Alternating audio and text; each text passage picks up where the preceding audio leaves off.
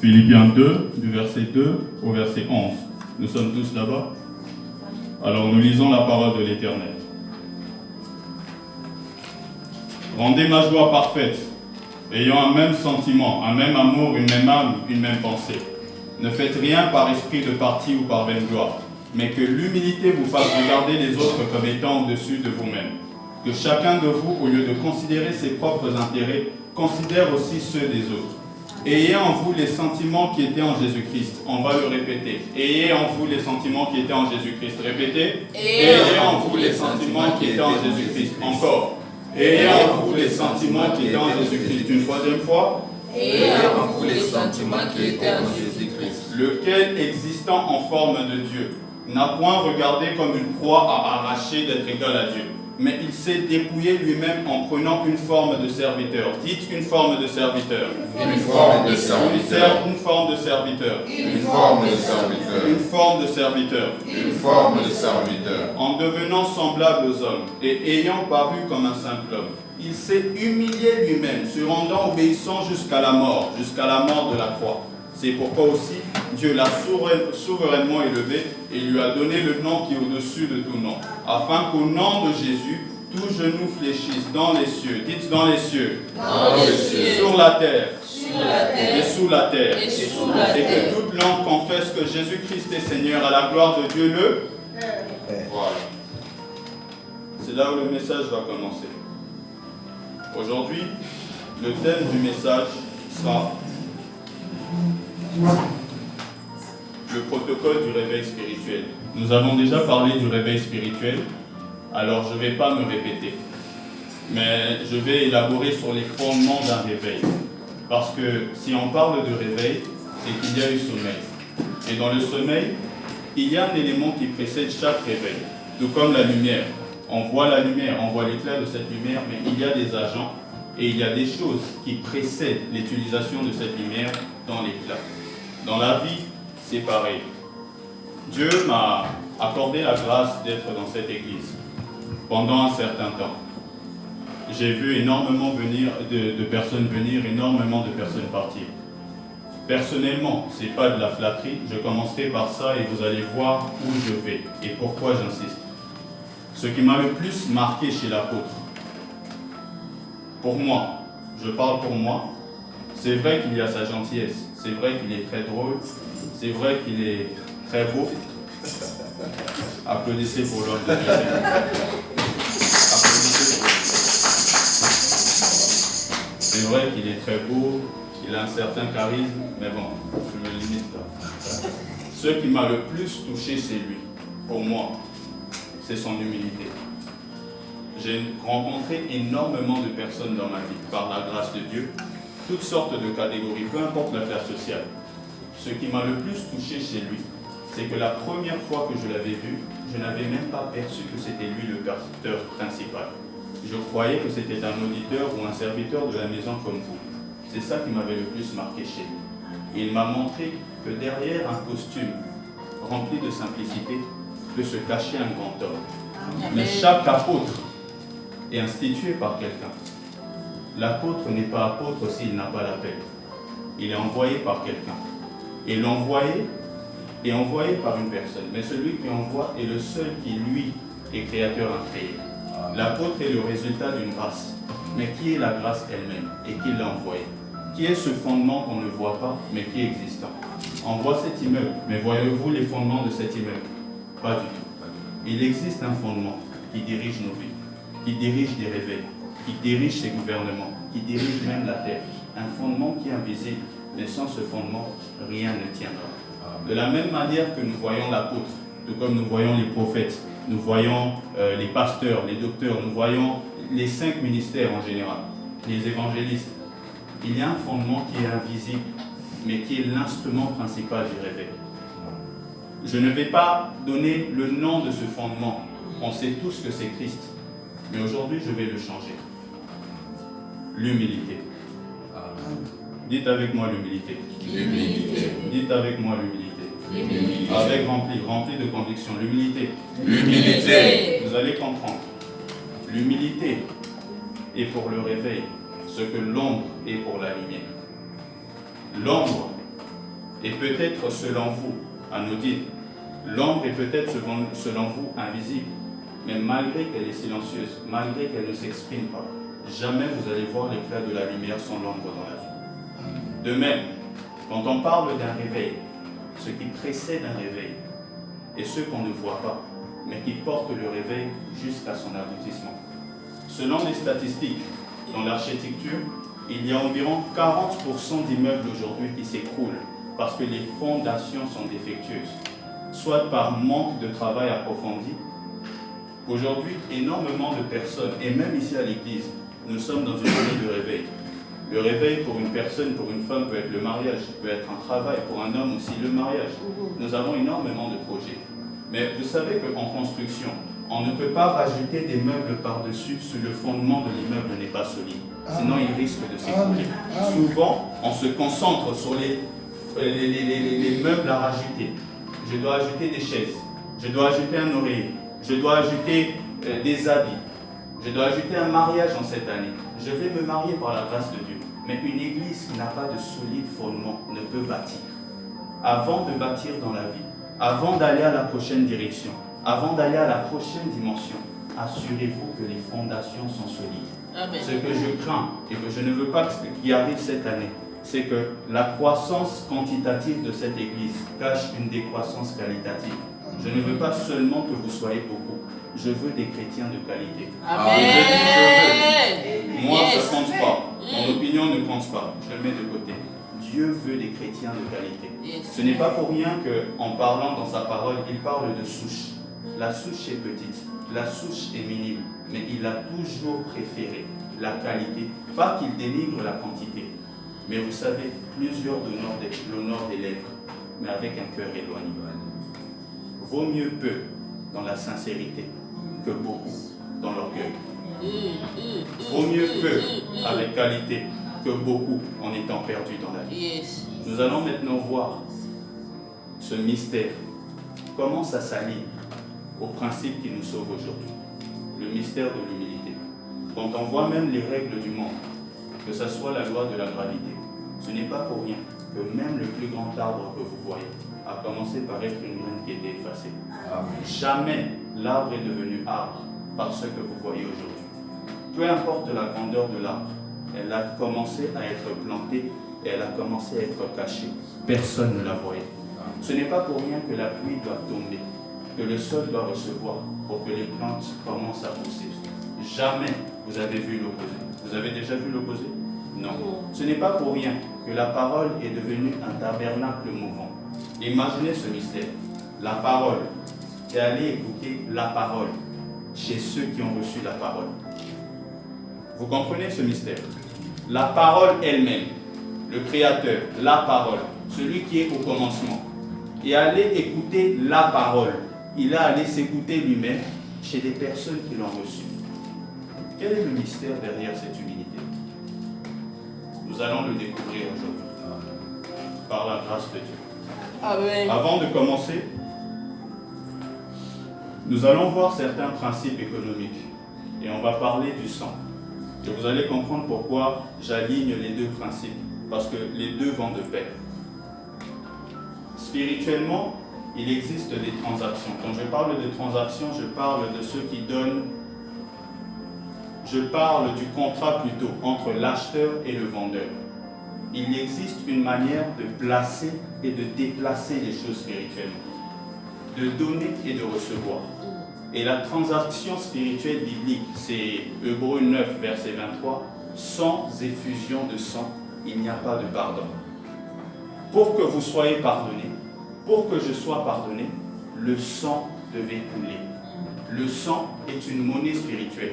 Quand je parle de monnaie, par monnaie, je parle de l'instrument de mesure. L'instrument de mesure ou la conservation de la valeur.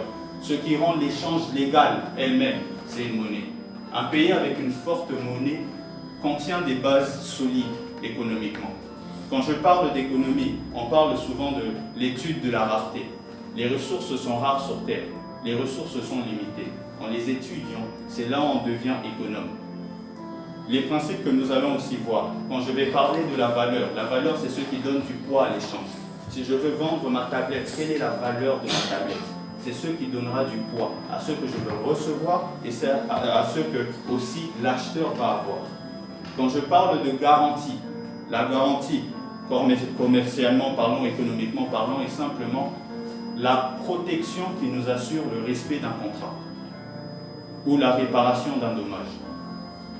Quand j'achète cette tablette ou j'achète quelque chose dans la vie, il faut aussi que j'ai un contrat qui me protège au cas où la chose que j'achète n'a pas de valeur, ou au cas où la chose que j'achète est inadéquate, ou une protection au cas où l'appareil est endommagé. Qu'est-ce qui me garantit que cet appareil sera réparé sans que j'ai à dépenser plus que j'ai payé pour l'avoir? Spirituellement aussi, tout cela s'applique. C'est un principe économique, mais que nous allons aligner à la parole. La valeur d'une chose, la valeur d'une monnaie surtout, dépend de ce qui la garantit dans la vie. La valeur du sang des animaux dépend de ce qui la garantit. Le sang des animaux dans la Bible représentait un système provisoire, un crédit renouvelable dans un terme bancaire. Ça se renouvelait. C'était un système provisoire.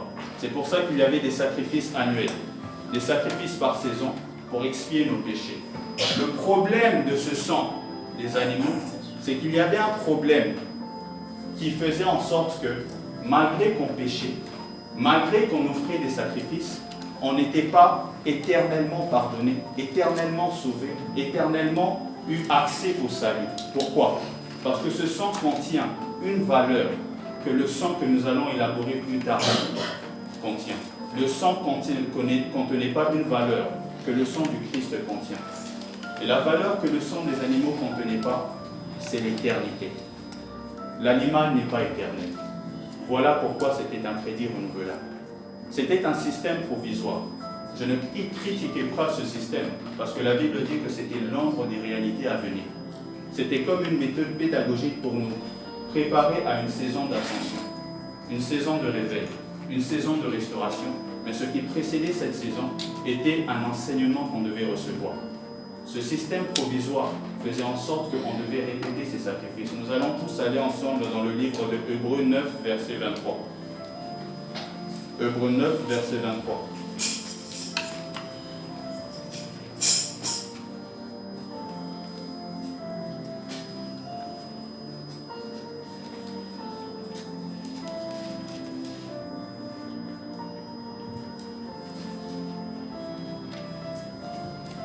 Je lis la parole de l'Éternel.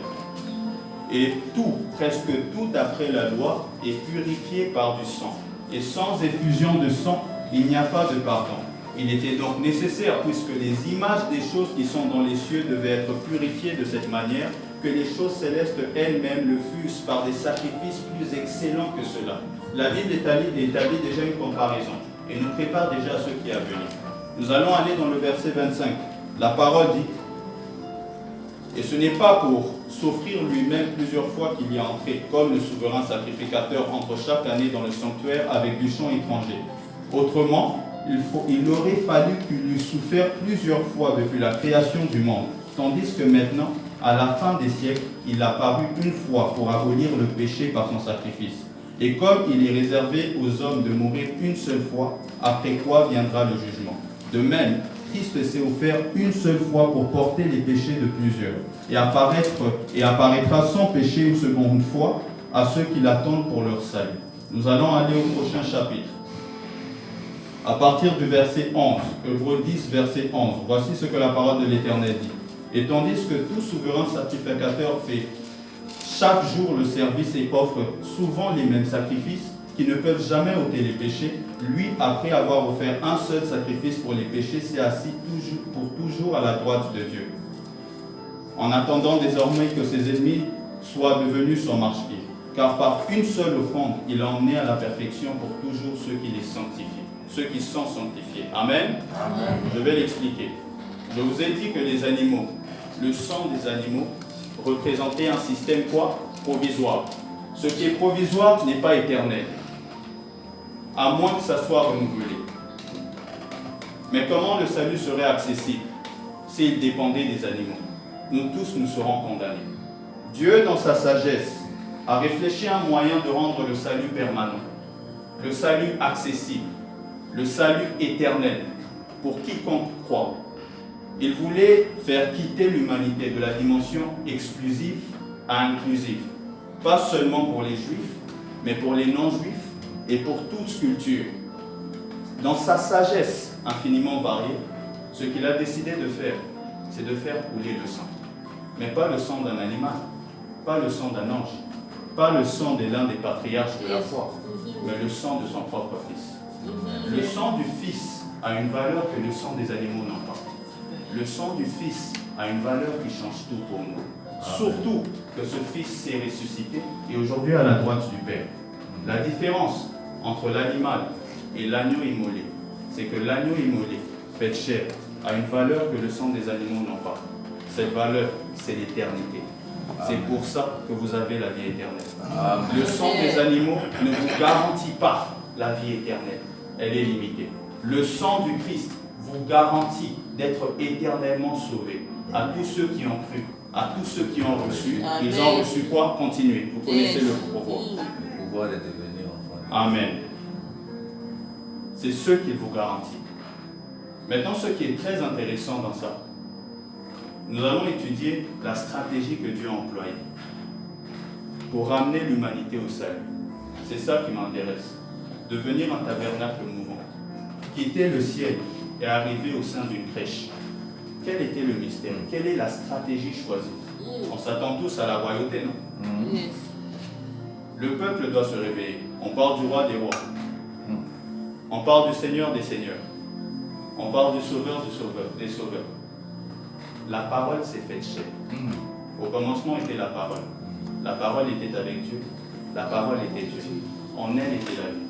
Mais quand elle devait se présenter, la parole n'a pas choisi de splendeur. La parole n'a pas choisi ce qui frappe aux yeux. La parole n'a pas choisi ce qui est brillant. La parole a choisi ce qui est limité. La parole a choisi ce qui est méprisable. La parole a choisi ce qui est insuffisant. Elle est venue. Stratégie que le diable ne pouvait comprendre. Nous allons lire ensemble 1 Corinthiens 2, verset 8. Allons vite. Je dois être dans le respect du temps parce que par la grâce de Dieu, on doit prier à la fin. À partir du verset 8. Sagesse qu'aucun des chefs de ce siècle n'a connue. Car s'ils eussent connu, ils n'auraient pas crucifié le Seigneur de gloire. Mais comme il est écrit, ce sont des choses que l'œil n'a point vues, que l'oreille n'a point entendues, qui ne sont pas point montées au cœur de l'homme, des choses que Dieu a préparées d'avance pour ceux qu'il aime. Dieu nous les a révélées par son Esprit. Car l'Esprit sonde tout, même les profondeurs de Dieu. Lequel des hommes en effet connaît les choses de l'homme, si ce n'est l'Esprit de l'homme qui est en lui. De même, personne ne connaît les choses de Dieu, si ce n'est l'Esprit de Dieu qui est en lui. Je vais répéter cette phrase. Sagesse qu'aucun des chefs de ce siècle n'a connue. Car s'ils eussent connu, ils n'auraient pas crucifié le Seigneur de gloire.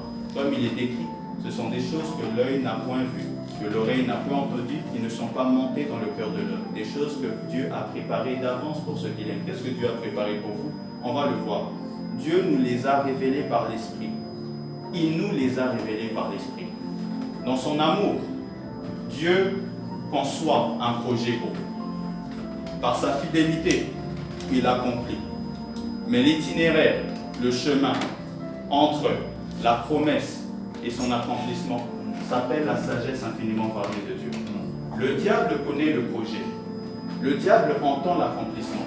Mais ce que le diable ne saura jamais, c'est les méthodes que Dieu utilisera pour vous élever. Amen. C'est ceux qu'il ne maîtrise jamais. Parce que si le diable le savait, Jésus-Christ ne serait pas mort. C'est un mystère qu'il n'a pas pu comprendre.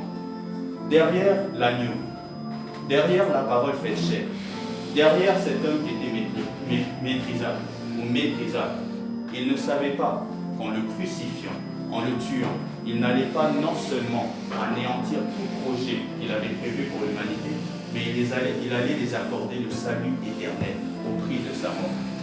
La pire erreur que le diable ait faite dans la vie de Jésus, la pire erreur que le diable ait faite, même dans sa relation avec l'humanité, est d'avoir fait couler le sang de l'agneau. Parce que ce sang non seulement contient de l'éternité, mais ce sang nous a tous restaurés dans la véritable musique de nos destinées. Aujourd'hui, vous ne périrez point. vous êtes sauvés par le sang qui contenait l'éternité. Et ça ne se limite pas à Jésus, même en ce qui vous concerne.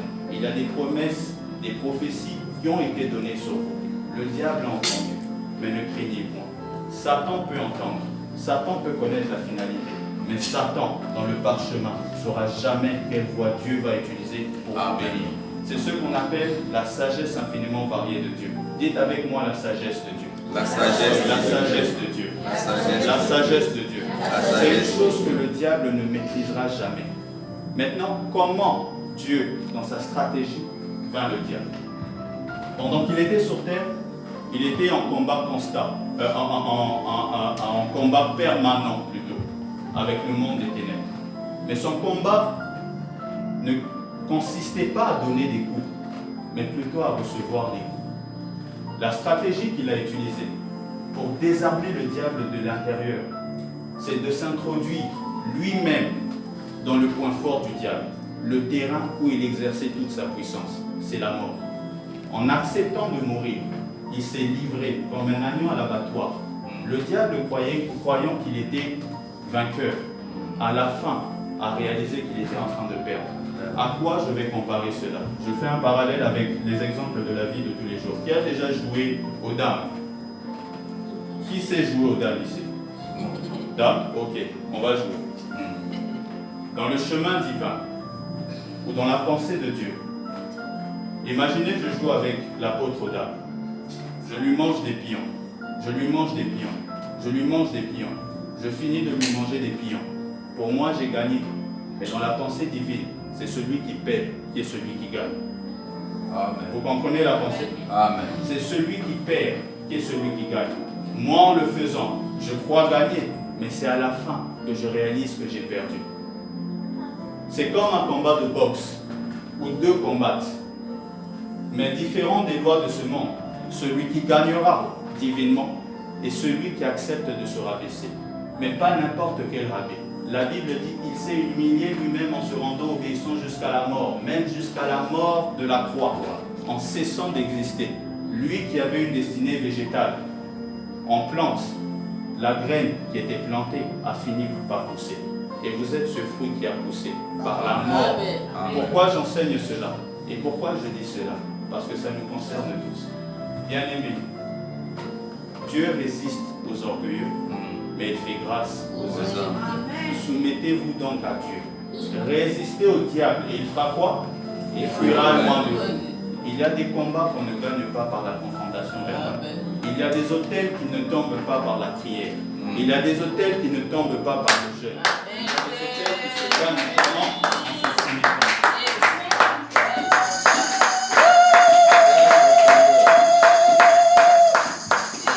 Dans la vie.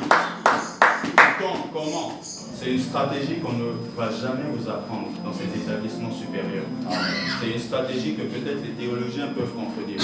Mais j'ai lu la Bible. Et pourquoi je la lis? Parce qu'elle me prêche. La prédication ne commence pas quand je ne suis pas.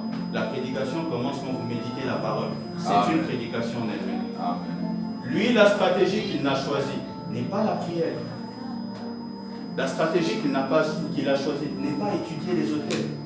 La stratégie qu'il a choisie, c'est s'abaisser. Il y a des guerres dans la vie que vous allez remporter, pas en insultant, pas en criant, pas en chantant. Vous m'écoutez ça. Amen. Dans ce mariage, un peu d'humilité. Au ministère, un peu d'humilité. À la maison, un peu d'humilité. Au travail, un peu d'humilité. Vous croyez mourir? Écoutez, la Bible dit, il s'est humilié lui-même, se rendant obéissant jusqu'à la mort, même jusqu'à la mort de la croix. C'est pourquoi Dieu l'a souverainement élevé et lui a donné le nom au-dessus de tout nom, afin qu'au nom de Jésus, tout genou fléchisse dans les cieux, sur la terre et sous la terre, et que toute langue confesse que Jésus-Christ est Seigneur, à la gloire de Dieu le Père. Voici la pensée maintenant à comprendre. Toute personne qui sait s'abaisser obtiendra un nom respecté dans la vie. Sachez vous apprécier. Vous allez obtenir un nom respecté dans la vie. Moi, je vous le dis. Croyez-vous que c'est un mystère? Il a choisi des personnes qui, selon les pharisiens de l'époque, étaient des hommes sans instruction. Croyez-vous que c'est un mystère? Que c'est Ruth la Moabite qui est introduite dans la généalogie du Messie? Croyez-vous que c'est un mystère? Que Simon devienne Pierre? Croyez-vous que c'est un mystère? Même des choix des personnes qu'il a choisies. Paul explique et dit, il choisit les choses vides, les choses faibles, les choses anéanties, les choses insignifiantes aux yeux des hommes, pour confondre les sages, pour confondre les grands, pour confondre les puissants. Tu corresponds à cela, tu es candidat au réveil. Amen. Et ça passera par toi. Amen. Maintenant que j'ai expliqué les prémices de ce réveil, nous allons continuer et aller maintenant comprendre, comme j'ai dit, qu'il y a des stratégies, il y a plutôt des batailles qui ne se gagnent pas par la confrontation verbale, qui ne se gagnent pas par des jeunes. Parfois la stratégie vous est déjà donnée, mais on ne l'aime pas. Quand on parle souvent de Mikitisa, Komikitisa, Dosekakango, mais c'est une vérité spirituelle. Yes. Écoutez, si l'humilité était une question éducationnelle, Jésus ne serait pas mort.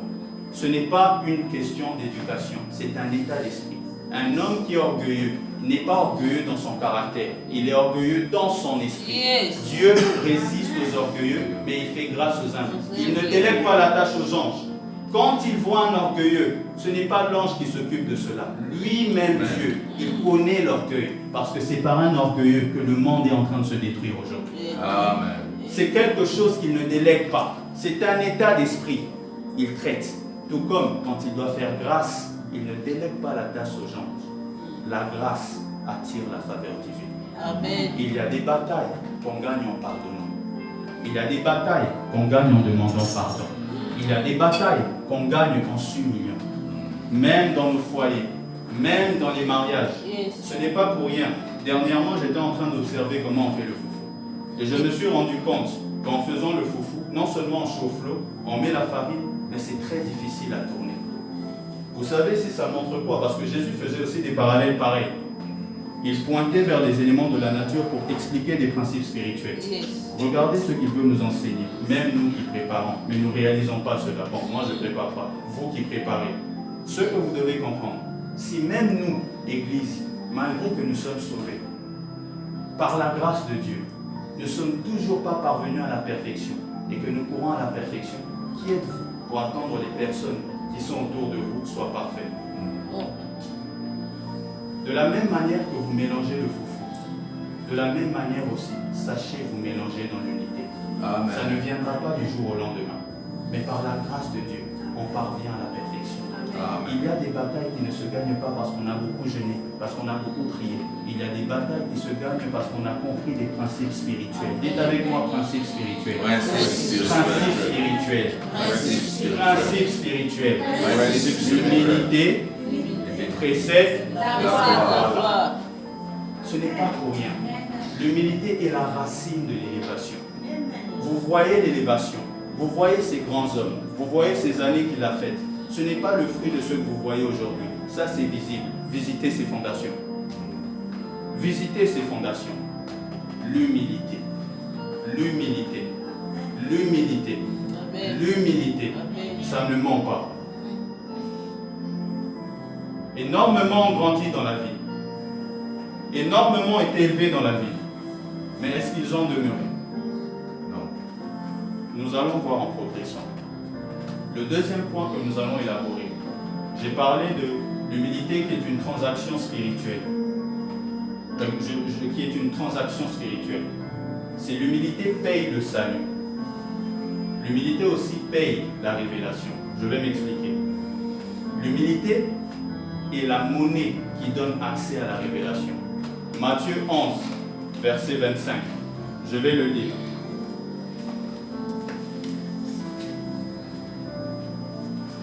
Tu as cassé ces choses aux sages et aux intelligents, et tu les as révélées à des petits.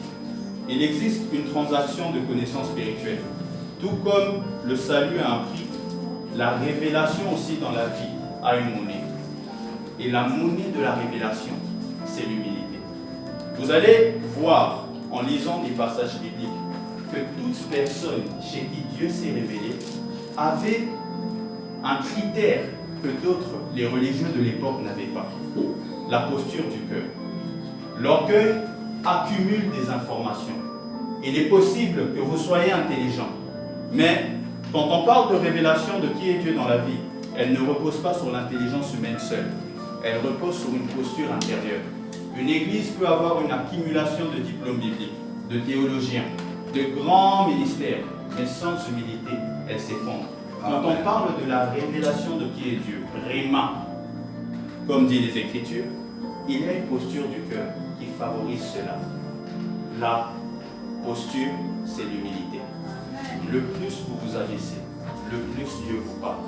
Le plus vous vous abaissez, le plus Dieu vous utilise. Adam a perdu la connaissance, il a perdu la révélation en voulant accumuler de la connaissance. Il a perdu la révélation qui le rendait même authentique. Le diable lui dit, tu manges de ce fruit, tu seras semblable à Dieu, connaissant le bien et le mal. Comment peux-tu devenir ce que tu es déjà dans la vie? Mais parce qu'il a voulu s'élever sans Dieu et contre Dieu, il a perdu son authenticité. Énormément de personnes dans la vie connaissent, mais Dieu ne se révèle pas à eux. Pourquoi? La posture du cœur. La posture du cœur. La posture du cœur. Lorsque Jésus dit qu'il était maître de sabbat, au milieu où il marchait, combien de pharisiens ne le reconnaissaient pas? Combien de pharisiens l'insultaient? Jésus, Luc 13, guérit une femme qui était courbée durant 18 ans de sa vie. 18 ans, elle était enchaînée. Il ne savait même pas réaliser que celui qui portait ce simple vêtement, qui marchait dans la simplicité, était l'agneau immolé. Pourquoi ils étaient aveuglés? L'orgueil peut vous aveugler. L'orgueil peut faire en sorte que Jésus marche sur l'eau. Et au lieu de le reconnaître, vous allez l'appeler fantôme, or qu'il vient vous bénir. Amen. Imaginez, Dieu vous bénit. Mais que pour que cette bénédiction s'actualise au présent, elle cherchera un aéroport où atterrir. Et quand l'avion de la révélation décolle, l'aéroport où elle atterrit, c'est l'humilité. C'est l'humilité. C'est l'humilité. Ce n'est pas l'aéroport la plus stable, ce n'est pas l'aéroport la plus élégante, ce n'est pas l'aéroport la plus développée, c'est l'aéroport la plus humble. Vous voulez vous envoler dans la vie, atteindre les hauteurs, creusez. C'est ce que Dieu vous demande de faire. C'est ce que Dieu veut vous apprendre. Allons dans Luc 1, 48. Luc 1, 48.